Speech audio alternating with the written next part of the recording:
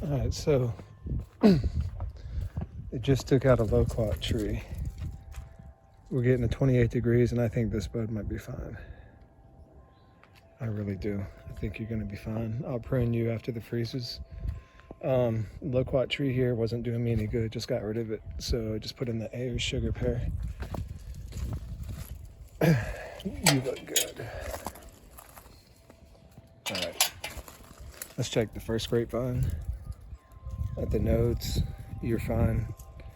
You're going to be completely fine. Over here, the blackberry vine. Yeah, I don't know about you. I'm not even going to check all the blueberries. There's too many. Just put in a contender peach. I read that it's one of the latest blooming varieties. So I just put that in. This is the spring satin pluot. Blooms way too early. It's coming out of the forest. Moonglow pear. I've jacked this thing up so many times trying to prune it, messed it up, but you're finally flowering, and I'm gonna take care of it. But I think you're safe. I think these flowers are safe for 28 degrees. It's not gonna hurt it. I mean, it's gonna hurt it, but okay. Let me check my Fuyu persimmon. Your buds. Yeah, sorry. Like I just got done planting some more stuff. Yeah, your buds are good. We'll come back to those. This peach tree, I've got 4 or 5 peaches on this peach tree. It is a Alberta peach. I've actually got 2 of them, one here, one here. This one's probably in too much shade. But the condition of these peaches, they are just about unprotected, no more shell on them. So we'll see. You're at actually the top of the hill that slopes going up. This is the other Alberta peach. It still got, it's got about 10 times more. Every branch is good. All right, let's check the pluots. This is one pluot. You see green, little tiny pluots on there already formed. Way too early. One of the first bloomers, and then this is the other bloomer. Check this out, man. They're just everywhere. Some of the yellow ones probably aren't going to stay on, but the green ones are just everywhere, all up and down. I need to slow down, but you guys, it's on every single branch, going up all the way up to the top, loaded all the way up to the top, about 10-12 feet tall. Just countless. But I see these leaves are looking yellow, so I'm guessing the nutrition is, not coming in fast enough to supply. So maybe the frost will take off just, maybe 50%, a quarter, and leave me with some. Maybe that's just the way that it needs to let go of some of these fruits. So I'm hoping but we get 5 nights. 5 nights in the next whatever days of freezing 28 to 32 degrees for 5 nights in the next 10 days. Flavorosa pluot. This one's getting taken out. 2 years, nothing. One of the first ones to wake up. This is being transplanted at my mother's house. This is the loquat that was in my front yard. Dug it up, just threw it down here in the very backyard. Give it some shade. I didn't want to throw it away. Oh yeah, check out this one. Look at all them fruits on there. This is another pluot. This is the Flavor Supreme pluot. That's one little branch. So yeah, we need some thinning. I just hope this freeze doesn't take everything. All right, these branches loaded. It's kind of hard to see, but yeah, they're just non-stop, all the way 12 feet up in the air. Just, man. And check out the structure of this. I'm gonna be able to sit on top of here and eat some of these fruits. And I'm gonna throw a hammock from here to here on the other ones when it gets real hot. Hey, what y'all up to? Y'all wanna be on camera? About 2 years old now. We had 4, but these protectors, they're gonna make sure we keep the other ones. Let's go this way.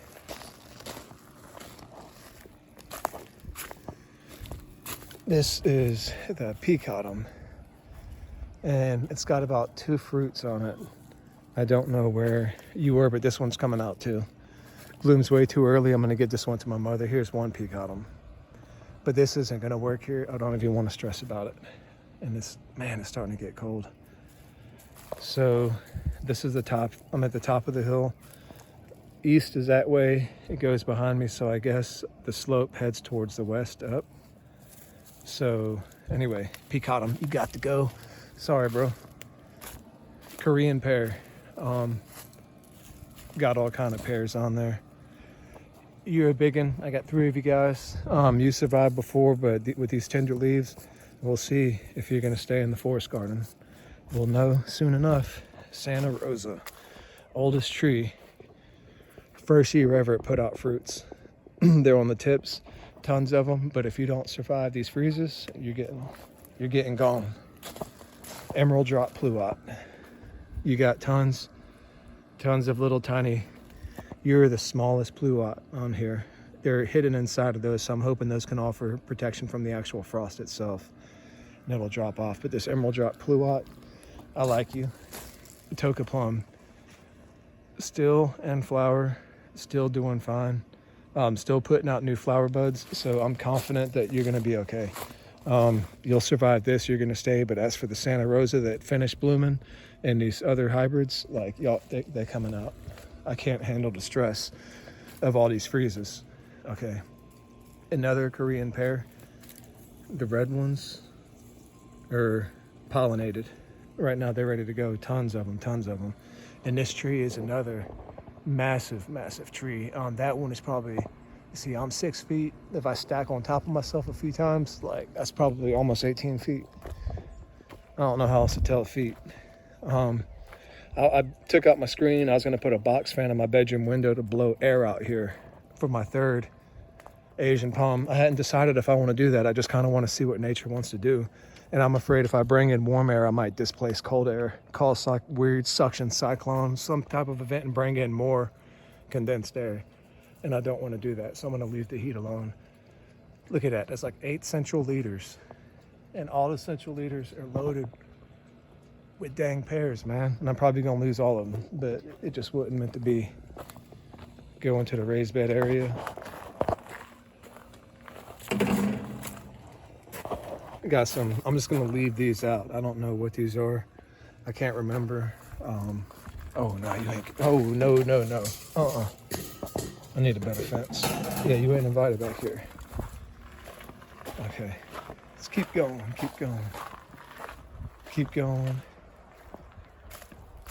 So look at that strawberry patch. So everybody told me, pluck off the flower. Well, not everybody. James Prigioni said, pick off the flowers. When you plant the strawberries, don't eat them. So I didn't eat them. I picked off every flower. This is 5 little plants. This will be my first strawberry year. And the way they're looking now, I don't think these survive. I know the plants itself can survive 7 degrees and be fine, but I don't know how hardy those flowers are. But they're everywhere. I've never had a homegrown strawberry. This will be the first time. Here's an apple, still all the way asleep. Oh, I didn't go to the front yard. But let me see if I can see. Okay, that is a luscious pear tree. It's still fine. Cherry tree, still sleeping. Got a couple bananas I got to cover up. That one over there, that's going to come out. Nectarine, yeah, you're coming out. But yeah, my pawpaw trees are still dormant. My other cherry trees are still dormant. And the apples, oh, those are all good. Okay, let's check this out. Bonanza dwarf peach. It's not supposed to get much bigger than that. You've got tiny ones in there, so you look kind of protected. I read something interesting briefly, and I need to do some studying, but it mentions about carbohydrates allowing the plants to tolerate the frost better. And if that's the case, this leaf out might actually be helping, because it might be drawing in extra, it might be producing extra carbohydrates. I'm not sure. I need to do more research and find out photosynthesis rates on new leaves, if it's just survival, what it does. A lot to read. Anyway, Indian blood peach. Planted this yesterday. It was still dormant somewhat compared to all the other peaches, and I read it's a late bloomer with like 900 hours. I get 1200 chill hours here, so I figured I'm gonna get it. I want peaches. Can't have plums, might as well just do peaches. Okay, Bartlett pear. Planted this last year. It's about 8 feet tall. I'm happy. No worries with you. Completely dormant. Them little buds aren't going to get hurt at 28 degrees. Here is a Flavor Delight and a Summer Delight apium in the same hole. I don't think you guys are going to survive this. This one, still half dormant. I might keep you around. I actually had 3 trees planted in this hole. That's why they're pruned funny, but I might keep you around and see what you do. Again, this is one of the pluots. I can look up the names. And with this one, what do you guys think? So it's completely wide awake. First one to wake up, but it left this branch right here in the middle. Look at that. This branch in the middle's got nothing on it. I thought it was dead, but it's got little tiny leaves. So you trace it down, it's got, you know, new green growth coming up, green growth on the tips, but the entire thing is still dormant. So I'm thinking I'm gonna chop off the tree right here, chop it off right here, and make this a tree. It's gonna be long and weird looking, but I'm gonna make it work. So I'm sure I'll get some sucker branches up here. Oh man, this peach has me worried. I got this free from a friend. She said her friend was moving out of her apartment and left it on her back porch. Said I could have it. I went and grabbed it, and it's so close to my fire pit, like my barbecue pit right here. So I was thinking I could sit here, start a fire, cook my breakfast, and just blow a fan to blow the warm air up this hill. But it's just a bedroom fan. It's not gonna like massively blow it. But I wanna see what these trees will do. I'm tired of going to bed worried about, you know, this frost killing my stuff, and I don't want that anymore. So if I have to replace it, every single tree I will. Okay, this is my red grapevine. The buds are fine. You're not going to be hurt at all. Didn't know anything about this vine, about planting grapes. I was so confused with all this cane spur, blah, blah, blah. I couldn't understand it. Basically, it's just one plant. I grew the vines long ways, just single for the first year, and just chopped off most of the side growths. The second year is when I got the grapes that came this way and this way and this way. So I chopped it off again. I've got all these long ones. So I'm hoping to get lots more grapes this year. They just hang over in the shade. And over here, I've got the one grapevine planted here. It's running right here. My dog, it made it to right here last year, but my dog broke it in half. So no big deal. It's back down to here. We're gonna train it up here, and I'm gonna put some cross sections up here and run the grapes over there, and eventually take out the swing, because this isn't a very good support type. It's a hammock. I've got the hammock hooks here, so it's for a hammock with fruit on top. The swing's gonna come off because it won't be safe after too long, just the whatever. So something interesting, my little study section here. Been reading this one. I just finished this book right here. Oh yeah, check it out. I just put this shelf in so I can sit here and do my reading. Oh yeah, let me turn this little guy on. Ain't that cool right there? Look at that. So I picked up this book and I read this book. It's actually very good. It was just, I think, published in 2022 or 2023. Come on, you coming outside, Fred? Come on. So anyway, that book, it mentions the mycorrhizal connections. It mentions how the fungus can attach itself to the roots, and then what it does is it works with the hormones somehow. I might be speaking so wrong, I'm sorry, but the trees secrete hormones and the roots grow from the tips, but this fungus is basically able to attach to the roots and help it spread and grow further. And this fungus is the fungus connections underground are somewhat of like a root for the mulch itself. And it's crazy how it works, but in that book, it talks about how trees can actually share certain carbon nutrients and water through those pathways that connect root to root. And they actually do form solid structure. It's pretty interesting stuff. I hear it on YouTube, all these associations with fungus, and I hear it all the time, but nobody ever explains how it works. And I'm a geek at heart, so I want to know how it works.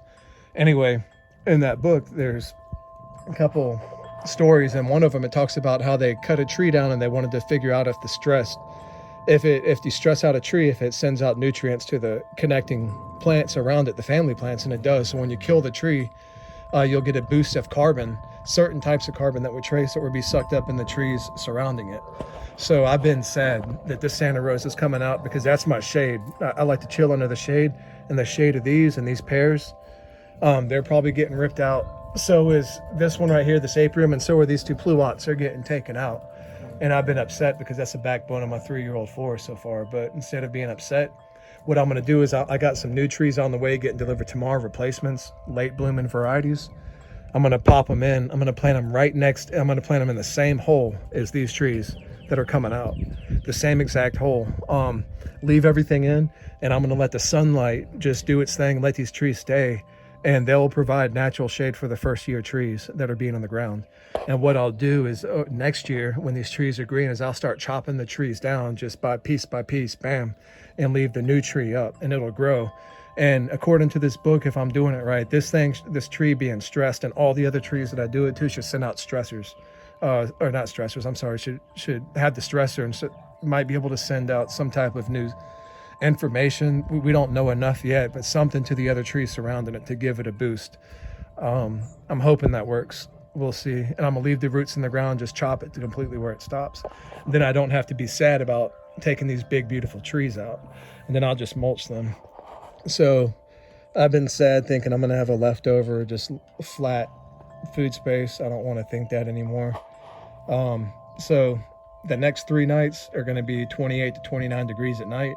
Then we warm up a little bit, and then it gets to 30 or 29 degrees again on the weekend, and it'll last for, I'll go to April. So this is the condition of the forest now, and I've got a journal. I'm logging everything on the journal, temperatures, reactions to plants, what works, what doesn't, and I'm going to collect all these books for years, put them on my bookshelf, and then whatever one of my children take over this yard, you'll have 40, 50 years of data to look back on.